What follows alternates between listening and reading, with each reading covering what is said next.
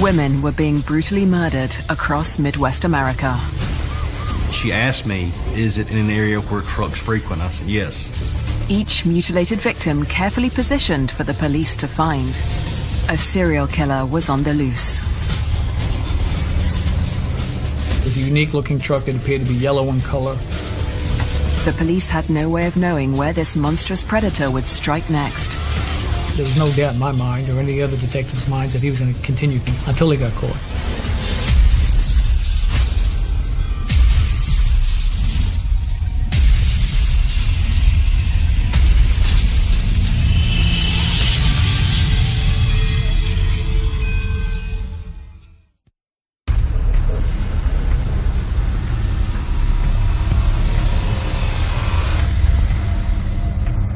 There are 47,000 miles of motorway running through the United States.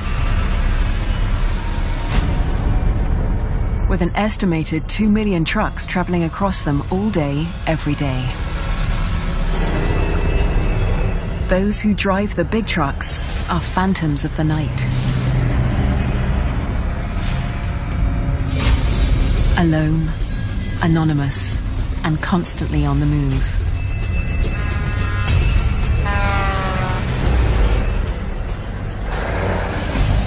Several major motorways run across Tennessee, making Nashville's main lay-by one of the busiest in America. Because it borders on one of the city's high crime areas, it's constantly monitored by CCTV and patrolled by security guards. On the 26th of June 2007, one of the security guards was making his rounds amongst the trucks when he came across a gruesome sight.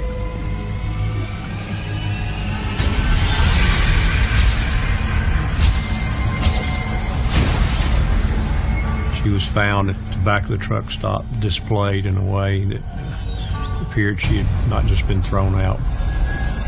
The victim was lying on her back. Her legs were spread, her feet were pressed together at the soles. Arms were positioned upward. The likely cause of death was immediately obvious: a bullet to the head.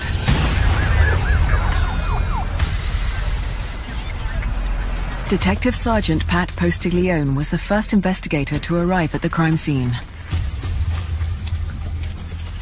Where the victim was found, there was a small amount of blood, which would indicate to us that the victim was probably not killed at that location. Postiglione instantly sensed that the person who had murdered the young woman was no amateur. It's based on our experience. We felt that they may be dealing with a serial killer, mainly because of the way the victim was positioned. Postiglione believed that the positioning of the body could be the signature of a demented individual.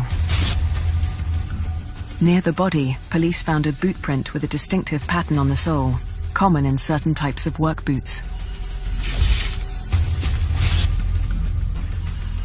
The constant traffic of trucks and drivers made it a very difficult crime scene to search for evidence. So when you're trying to process it in terms of finding a homicide victim, there is difficult to process because of the transient type traffic that comes and goes on a constant basis. Investigators had a very specific time frame to work with. According to the security guard, the body wasn't there when he made his rounds half an hour earlier. That meant that the victim was dumped between 12:20 and 12:50 a.m.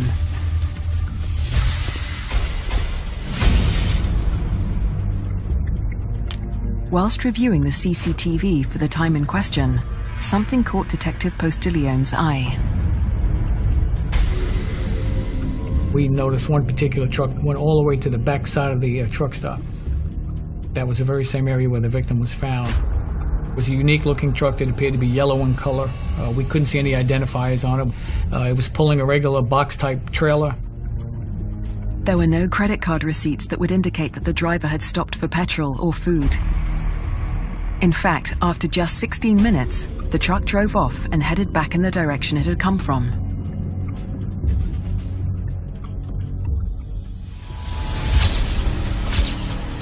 Whilst the police searched the lay-by for answers, the post-mortem confirmed that the young woman had died from a single .22 caliber gunshot to the head at close range. There were also bruises, cuts and abrasions, suggesting a violent struggle, and even evidence of excruciating torture. She had a significant wound to her buttocks area that appeared to have been cut out with a knife.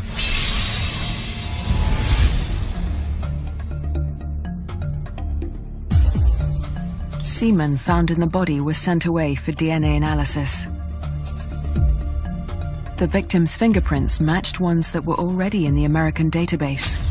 She was 25-year-old Sara Hulbert of Nashville.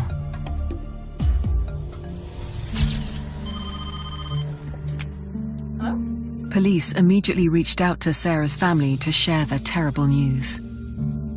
We went to the coroner's office because we were still in disbelief, thinking, oh, maybe it's not her, maybe it's someone else. Unfortunately, we were wrong. You know, you never expect anything like that to happen. So what can you tell me about Sara? The detective tried to learn all he could about this young victim to help him understand how she'd come to be found dead in a Nashville lay-by. She was born in Memorial Hospital here in Nashville. She was the baby of us 4. She lived with us for the first 3 years of her life. But tragedy had struck the family, leaving Sara with deep emotional scars. Our mother passed away when we were young. We have family in Washington State, in Elma, Washington, and Sara went there. She was raised by our aunt and uncle for the first big portion of her life. Hey guys, how are you? At the age of 18, Sara had moved back to Nashville to be closer to her sisters. She'd met someone, fallen in love, and had 2 girls, whom she adored. She was passionate, of course, about her girls. Her girls were very important to her. She loved playing with them, taking pictures of them, and things to that nature. But the relationship ended, and Sara had been left to raise the girls on her own. The pressures had mounted quickly, and soon her joyful life as a young mother had slipped away, and she was seduced by a destructive lifestyle.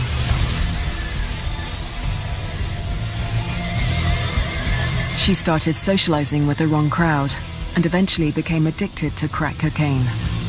Whenever she wasn't on drugs, she was very happy, very easy to get along with. But when she was on the drugs, she was very argumentative, wanted to fight. As drugs took over her life, Sara's 2 girls were taken away by social services and separated. One was adopted by an aunt, and the other went to live with a family friend. Everyone in the family had been praying that this kind-hearted young woman would somehow kick her addiction. We wanted her to get it together for the girls, because we knew how hard it was growing up without your mother. Family tried to help Sara. They've had her in and out of rehab several times. She tried to do right, but the pull of the drugs apparently was just too strong. Without her children, Sara spiraled further out of control. She became a prostitute to support her drug habit. But a few months before her death, she made a huge decision to get clean. She had actually reached a point in her life and gone through rehab and was in recovery for a while, and then a short time before she was murdered, within a couple of months, had relapsed and had started using crack cocaine again.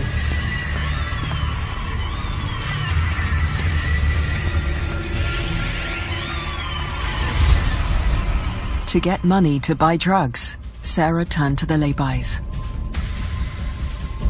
Many truck stops will attract women. A lot of them are prostitutes, and they're trying to ply their trade with lonely truck drivers. The women will sneak onto the lots because there's a lot of security around these truck stops, and literally go knocking door to door to see if anybody is interested in their services. Within the trucker community, the prostitutes were known as lot lizards. I think the lot lizard got its name because they're always slithering and sneaking around. Truckers who wanted to be left alone put signs in their windows to show they were not interested. The hole in the fence near where Sara Hulbert's body was found was used by prostitutes and drug dealers to sneak onto the lay-by. So it seemed likely that Sara had been working as a lot lizard the night of her death.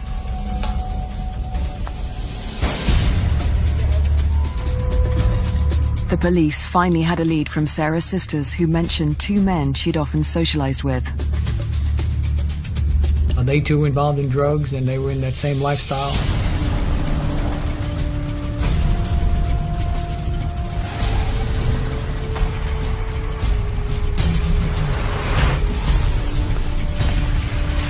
Could these two men hold the key to unlocking Sara's grisly murder? Or is there a much more sinister evil at work? The police were confused by the murder of a young woman who was found at a truck lay-by in Nashville, Tennessee. 25-year-old Sara Hulbert had been shot in the head and mutilated, her naked body left posed in an unusual position. Family members directed the police towards two drug dealers Sara was known to socialize with. We were looking for two guys who were with Sara the night we believe she was killed. They were hanging with her in the area of Cowan Street, which is actually close to the truck stop. And we wanted to find these two guys to determine whether they were involved in her death or whether they were present when she was killed. Lead detective Pat Postilione tracked them down and questioned them. Okay, you guys tell us what's going on. They were reluctant to speak to us initially, but not because they're involved in a homicide, just because they're involved in everyday other criminal activity. But they quickly realized they were in trouble. So Lee and Hollywood, as they called themselves, admitted they were Sara's drug connection and also her pimps. But they insisted they hadn't killed her. On the night Sara was murdered, the three of them had been driving around together, drinking beer and smoking crack, when they started arguing with her. The argument was about her going out doing tricks so she could get money in order to buy drugs for them. They claimed that was the last time they saw her. Well, when she didn't come back, 1 hour turned into 2, turned into 3. They decided she must have left the truck stop with the trucker, and they left. But Postilione wasn't going to take their word for it. He asked them to submit samples of their DNA. They agreed because they wanted to be taken off the suspect list, and they were clearly at the top of the suspect list. Why? Because they were the last ones that we knew of at the time to be with the victims.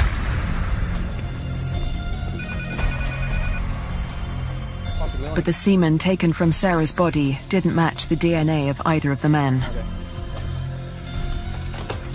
And Postilione ruled them out as suspects, though he sensed they hadn't told him the whole story.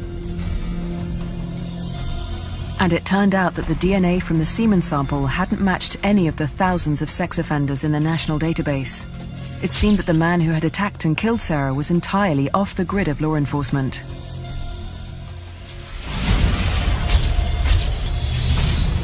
But Postilione continued to have a nagging feeling that it had not been the criminal's first murder. The strange, deliberate posing of the body, the mutilation, and the lack of evidence at the scene all suggested that he'd done it before.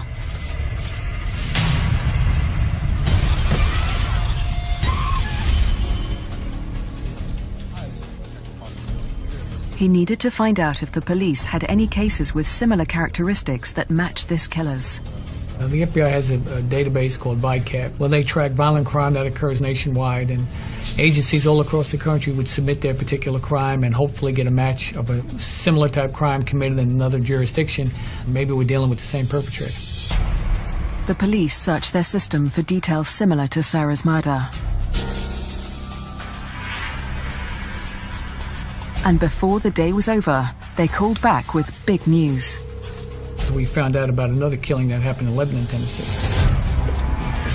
The victim had been found 3 weeks earlier, her naked body thrown in a wheelie bin at a lay-by in Lebanon, Tennessee. She'd been identified as 48-year-old prostitute Samantha Winters.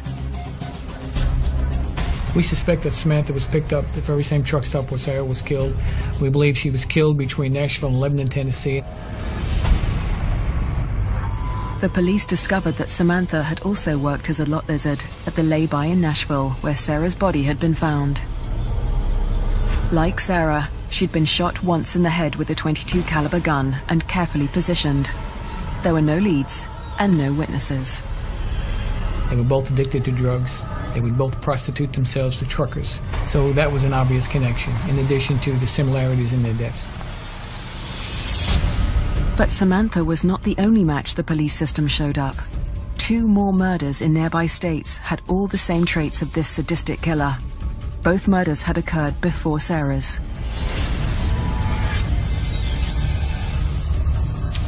The first victim was a 43-year-old woman named Sherry Drinkard, who was found beside the motorway near Lake Station, Indiana.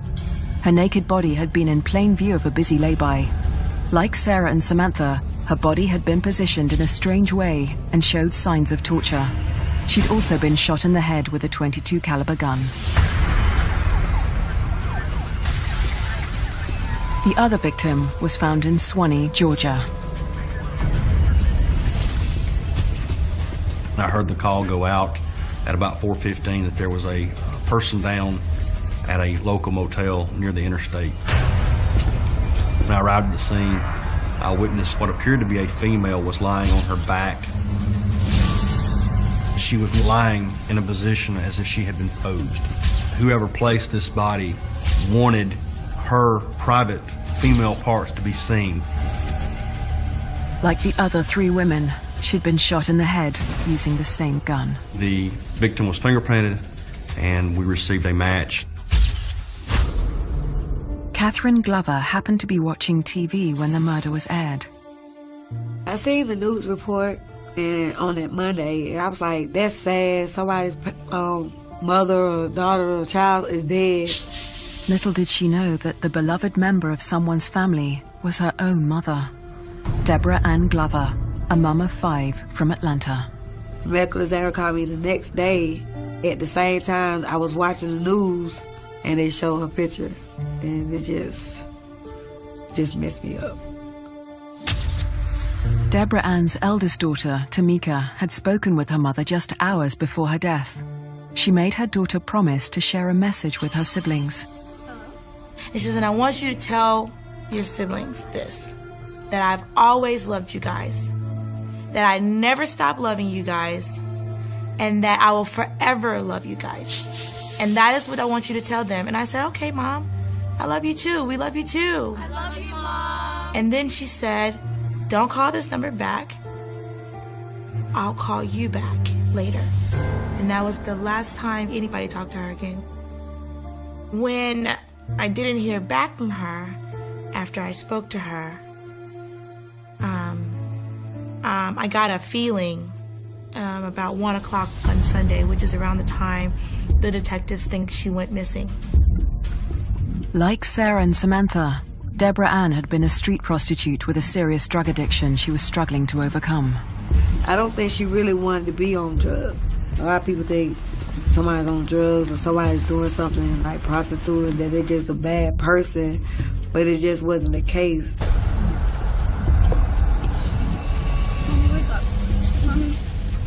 In November 2006, Tamika tried to help her mother clean up her act.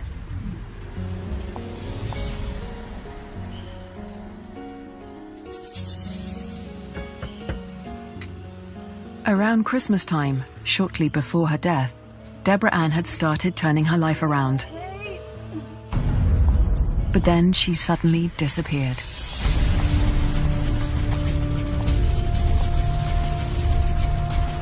How many more victims had this violent predator already taken that police didn't know about? And how long before the monster killed again?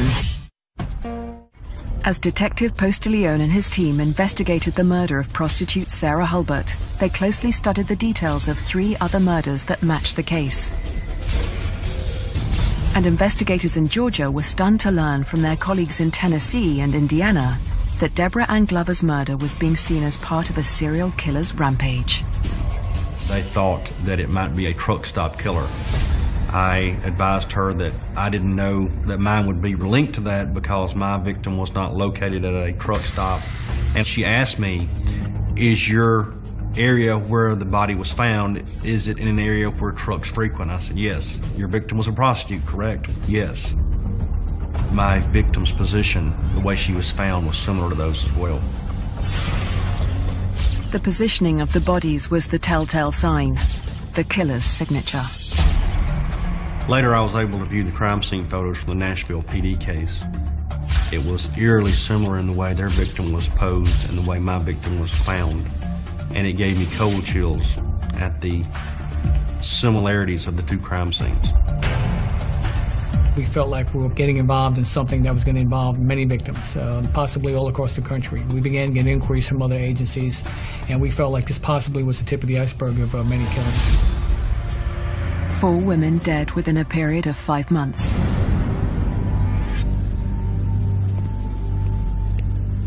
Post de Leon had no idea where the killer would strike next, so he decided to revisit where he'd already been, Nashville's main lay-by, to have another search for clues. And we wanted to double-check the fuel receipts to make sure we didn't miss any fuel receipts that might explain why that particular truck was in there on June 25th. But as he was approaching the truck stop, he couldn't believe his eyes. As I turned right on North 1st Street, I saw this vehicle coming toward me. And the vehicle looked to me very similar to the vehicle that we had observed on the video, going into the truck stop, staying just 16 minutes and then leaving.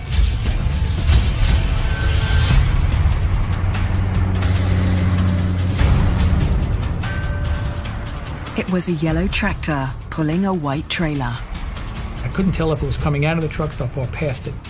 He obviously didn't realize that I was a police officer in the police car, and I called my detective and told him I was going to follow this truck just to see where he went, and I gave him all the information off the truck just in case something happened. When he turned into the truck stop, I followed him in.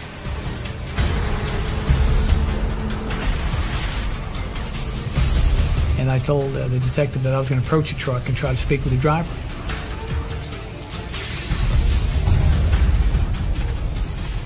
The detective had no way of knowing if he was about to come face to face with an innocent man or a sadistic serial killer.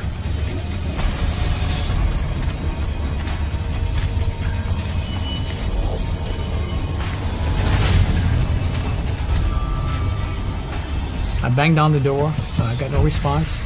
I banged on the door a second time, and I saw the curtain move, and I saw a male white looking down at me. Please, can I have a word? The driver opened the door and came out of the truck. He had acted like I had just woken him up. That's when I asked if he had any identification, and if so, could I see it? He showed me his driver's license. The driver was 56-year-old Bruce Mendenhall of Albion, Illinois. Post de Leon tried to engage him in conversation. Pull up on some cabs around the area looking for yellow trucks. I asked him about his yellow truck. I asked him how long he had worked for the company. He told me that the last time that truck had been in Nashville was May of 2007. And suddenly, he spotted something alarming on the inside of the truck door. I did notice on the driver's door, to me, it looked like several blood drops. I also noticed on his left thumb something that to me appeared to be blood.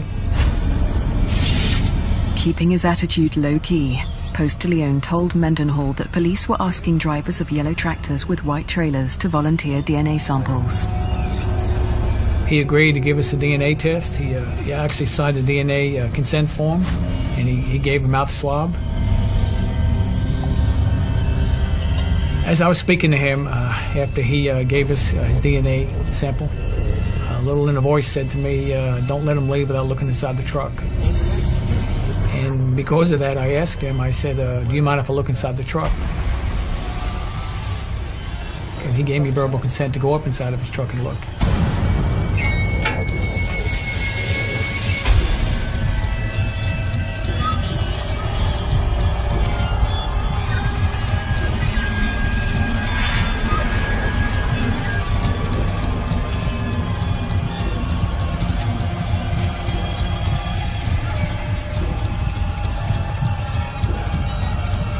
As he surveyed the sleeping compartment behind the front seat, he discovered a pair of work boots. I looked at the shoes, and the shoe print on the bottom of the shoe was very similar in nature to the shoe print we had seen next to where our victim was found.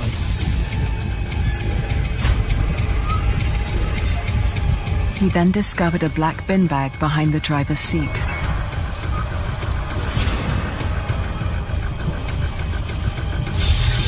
The clothing items in there were blood-soaked. The tissues were blood-soaked. The shoes were blood-soaked. Everything I could see inside the bag was blood-soaked. But Mendenhall had an explanation for the blood. He told him that he'd cut his leg getting inside the truck a couple of hours earlier. I asked him to show me the cut, and he pulled his pant leg up, and then he showed me his leg, but there was no cut. Both men knew Mendenhall was lying, and neither knew what would happen next. Then the truck driver came up with another story. I had a girl here last night. She cut herself. So then he said, well, actually what happened was I had a prostitute last night, and she was in the truck, and she cut her hand.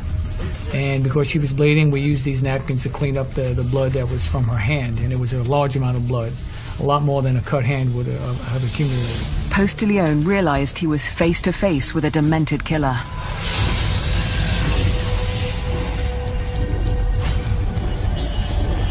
His immediate thought was to secure any weapons that Mendenhall might have to hand. Do you have any weapons in the vehicle? Yeah, I have a gun. I asked him what type of weapon it was, and he admitted that he had a .22 rifle in the truck, which gave us more than enough probable cause to arrest him for homicide.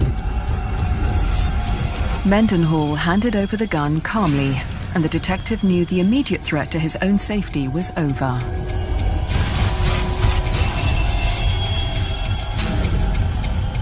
He decided to ask the suspect some blunt questions.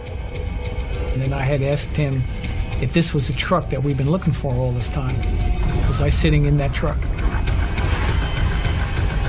And he wouldn't answer me. And I had to ask him 2 or 3 times whether I was sitting inside the truck. And then he shrugged his shoulders and said, if you say it is. And then I followed that up by asking him if he was the person we've been looking for. You're the guy we're looking for. And he did the same thing. He just looked at me. And then he eventually shrugged his shoulders and said, if you say so. He never said no. He never said, I don't know what you're talking about. He never denied anything. He just said, if you say so. You're under arrest. Step over the cab. Post de Leon escorted Mendenhall out of the truck where his partner was waiting to handcuff and arrest him. The detectives could barely believe the stunning turn of events. But could it be too good to be true?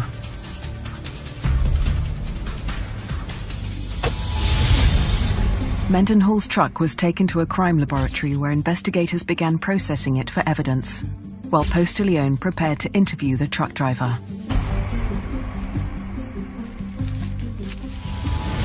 We're in the process of interviewing Bruce D. Mendenhall, Mendenhall. Mendenhall immediately dropped a bombshell. They rode with me. He admitted to dumping bodies at laybys, but insisted he wasn't the one who killed any of the women.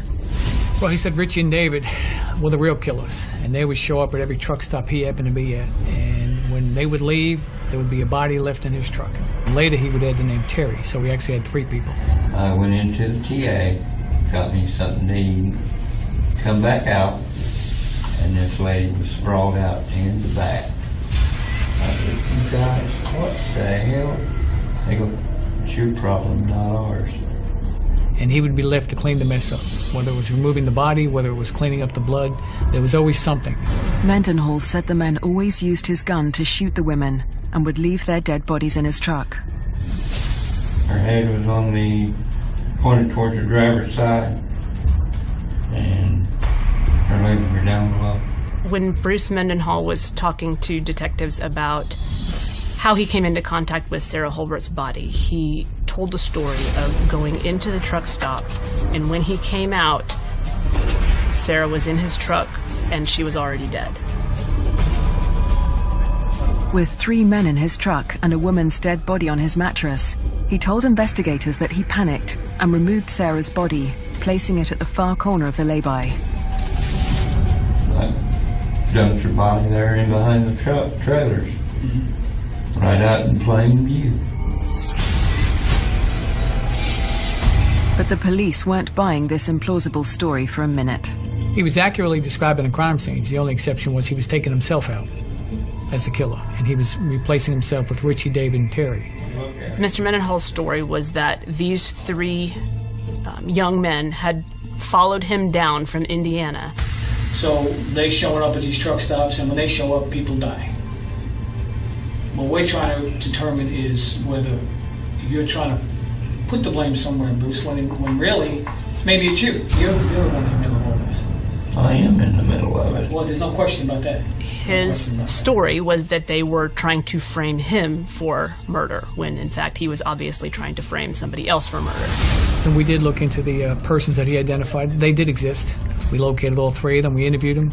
We got alibis. We got their DNA. We got their fingerprints, so there was no issue in terms of them even remotely being involved in this.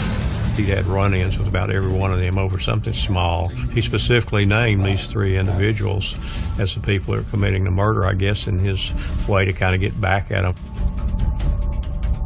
Mendenhall revealed that the most recent killing was the night before in Indiana. So what do they do with the body? I don't know. The blood that's in your truck right now in that bag, where did that come from?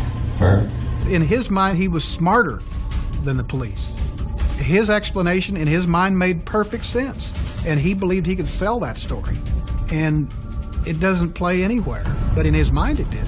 I think maybe Mendenhall thought that he was above capture. I thought maybe he thought he could fool the police.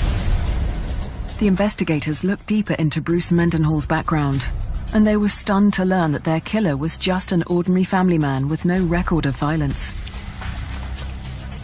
He was married. He had 2 children who I believe were either late teens or early 20s, so grown children by this point in time. And we knew that at some point in the past he had had a very unsuccessful run for the mayor of his town in Albion, Illinois. I worked at as a bartender in a small town in Mount Carmel, not too far from Albion. And every Friday night, the Mendenhall and some friends would come in, and they'd sit at the same table. They'd order the same beer. And I'd try to wait on them. They didn't want to be waited on. They'd come up to the bar and get their own beer and take their beer back, and they'd bring their empties up. It was the same thing every Friday night. And that's how I first met Bruce Mendenhall. But the forensic evidence discovered in Mendenhall's truck revealed that behind this ordinary man lurked a predatory monster.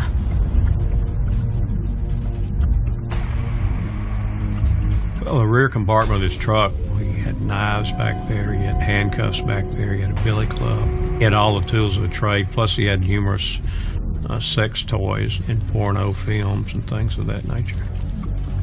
We characterized the back compartment of his truck as a killing chamber in a trial because that's where he would lure his victims and then he would murder them various ways. From the mattress, floor, walls, and even the ceiling, they discovered blood-spattered DNA from 7 different women. Investigators discovered that the bloody clothing in the bag belonged to an Indiana prostitute, whose friends and family hadn't yet realized she was missing. In all, more than 300 pieces of horrifying evidence were recorded. Would it be enough to put Mendenhall in prison for life? Or did he have one more devious trick up his sleeve? As Detective Pat Postilione interrogated Bruce Mendenhall for the murder of Sara Hulbert, his prime suspect denied killing her and 6 other women whose DNA was found in his truck. Mendenhall came up with a bizarre and unbelievable story about how he was forced by 3 men to dispose of the bodies of several women who were killed in his truck. And you said that they killed about 7 women in your presence or close to a time when you were there. Does that sound right? Something like that. But a thorough search of Mendenhall's truck told a very different story. There were no traces of the 3 other men in the back of the truck, and the only fingerprints on the murder weapon were Mendenhall's. We recovered from his truck a .22 rifle, and on that rifle we ended up finding the blood of Sara Hulbert and I believe at least one of the other victims. From Sara Hulbert's head, we recovered a .22 bullet, and our investigator was able to determine that the bullet that killed Sara Hulbert was fired from that .22. In addition to the murder weapon, they found plenty of other equally incriminating items. And once we found the victim's cell phone and we found the victim's ATM card, we knew that those items belonged to a victim from Indianapolis, Indiana. He could have just as easily gotten rid of it, but for some reason he chose to drive around with all that evidence in the truck. So I can't explain why he did that. I'm just glad he did.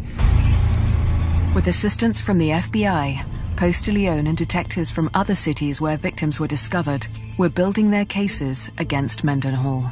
The FBI was able to put a timeline together of his travels. They were able to use gas receipts, bills of lading that put him in different areas. And it was amazing at the communities that he was in during his career as a truck driver. And when evidence traced Mendenhall to the city of Suwanee, they knew they also had him for the murder of Deborah Glover.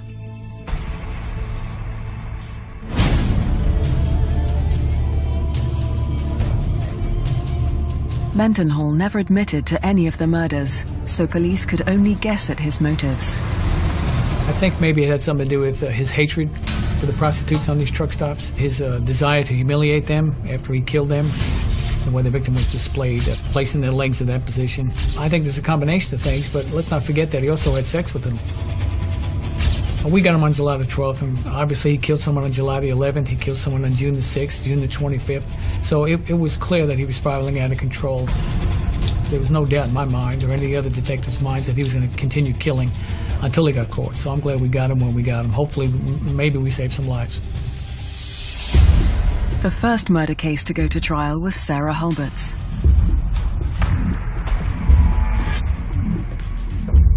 Good morning. First of all, I want to thank you on behalf of the state of Tennessee. Since Mendenhall never confessed, and there were no witnesses, the Nashville prosecutor's case relied heavily on the physical evidence. This club that was also found at the crime scene. Obviously, the murder weapon in his truck and the victim's blood in his truck were the strongest pieces of evidence we had in the trial. And although Sara could never testify about what had happened to her that night, the prosecution made sure her presence was felt. Well, we had a photograph and evidence of Sara, and in closing arguments, sometimes we will do that. We'll show the victim to remind the jury that, you know, she was a real person, had a real life, had a real family, had a child, and it was important, and it was her time for justice.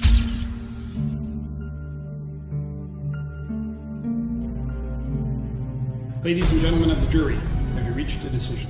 On the charge of first-degree murder, the jury found Bruce Mendenhall guilty.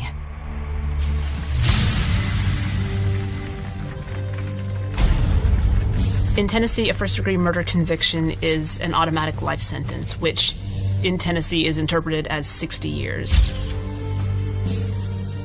We didn't seek the death penalty in this case because there weren't really what's called aggravating circumstances, which are required in the state of Tennessee. We're hopeful that our conviction will be used in other jurisdictions to possibly get him the death penalty, which he richly deserves. Mendenhall was indicted for murder in Tennessee, Indiana, and Alabama.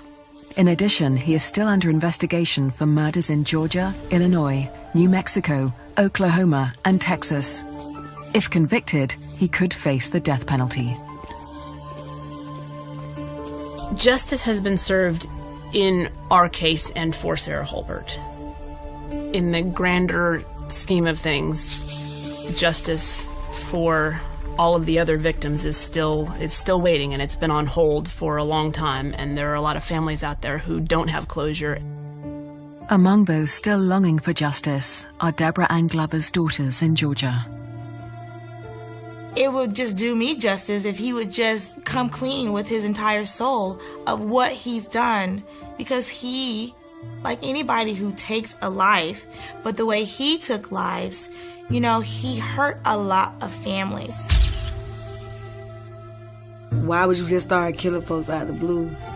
Where was the point? Who made him God? We went to the visitation for her family, and I made it clear to the family that just because their mother lived the lifestyle she did, that she was just as important as my mother. And like I told her daughter, this is the only open homicide I have, and her case file sits on my desk every day. It's never been moved. Until we leave the face of this earth, we are Deborah Ann's children. No murderer, you know, no profession, no being addicted to anything will take that away from the fact that we are her children and she was our mom.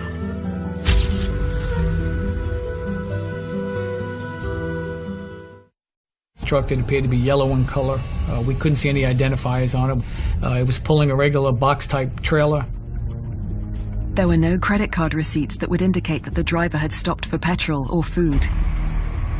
In fact, after just 16 minutes, the truck drove off and headed back in the direction it had come from.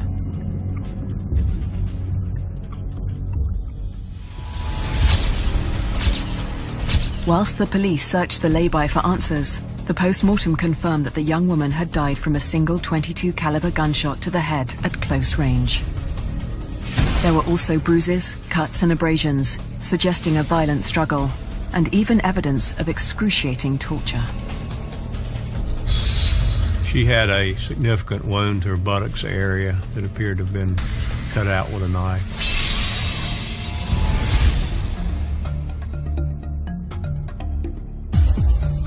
Semen found in the body was sent away for DNA analysis. The victim's fingerprints matched ones that were already in the American database. She was 25-year-old Sara Hulbert of Nashville.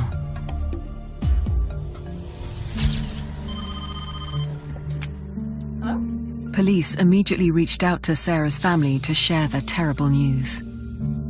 We went to the coroner's office because we were still in disbelief, thinking, oh, maybe it's not her, maybe it's someone else. Unfortunately, we were wrong.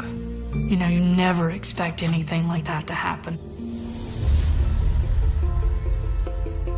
So what can you tell me about Sara? The detective tried to learn all he could about this young victim to help him understand how she'd come to be found dead in a Nashville lay-by. She was born in Memorial Hospital here in Nashville. She was the baby of us 4. She lived with us for the first 3 years of her life. But tragedy had struck the family, leaving Sara with deep emotional scars. Our mother passed away when we were young. We have family in Washington State, in Elma, Washington, and Sara went there. She was raised by our aunt and uncle for the first big portion of her life. Hey guys, how are you? At the age of 18, Sara had moved back to Nashville to be closer to her sisters. She'd met someone, fallen in love, and had 2 girls, whom she adored. She was passionate, of course, about her girls. Her girls were very important to her. She loved playing with them, taking pictures of them, and things to that nature. But the relationship ended. Women were being brutally murdered across Midwest America. She asked me, is it in an area where trucks frequent? I said, yes. Each mutilated victim carefully positioned for the police to find. A serial killer was on the loose. It was a unique-looking truck that appeared to be yellow in color. The police had no way of knowing where this monstrous predator would strike next. There was no doubt in my mind, or any other detective's minds, that he was going to continue until he got caught.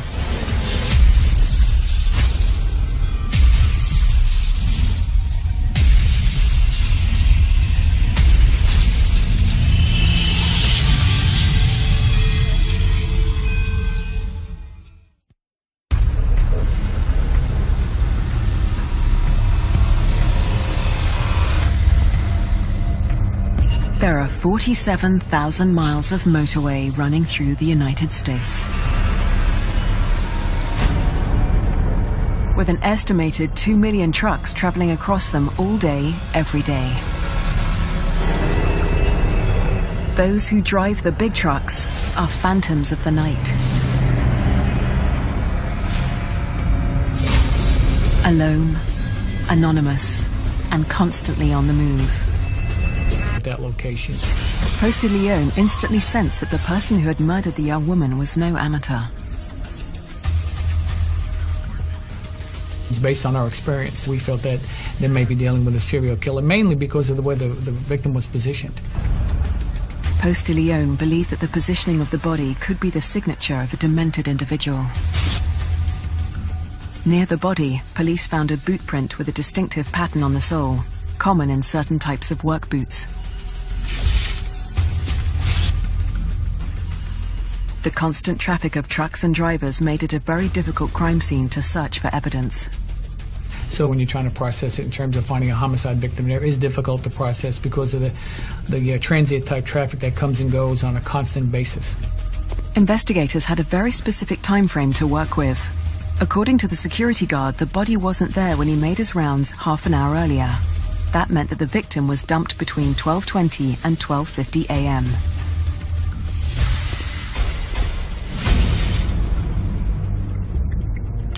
Whilst reviewing the CCTV for the time in question, something caught Detective Postillion's eye. We noticed one particular truck went all the way to the back side of the truck stop. That was the very same area where the victim was found. It was a unique looking.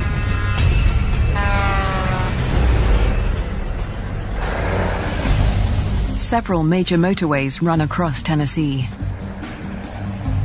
making Nashville's main lay-by one of the busiest in America. Because it borders on one of the city's high crime areas, it's constantly monitored by CCTV and patrolled by security guards. On the 26th of June 2007, one of the security guards was making his rounds amongst the trucks when he came across a gruesome sight.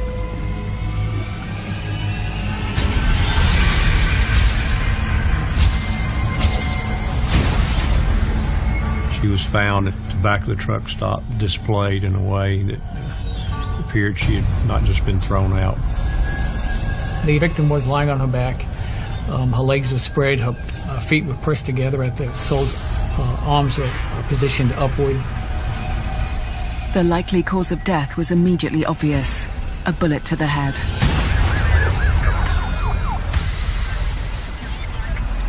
Detective Sergeant Pat Postiglione was the first investigator to arrive at the crime scene.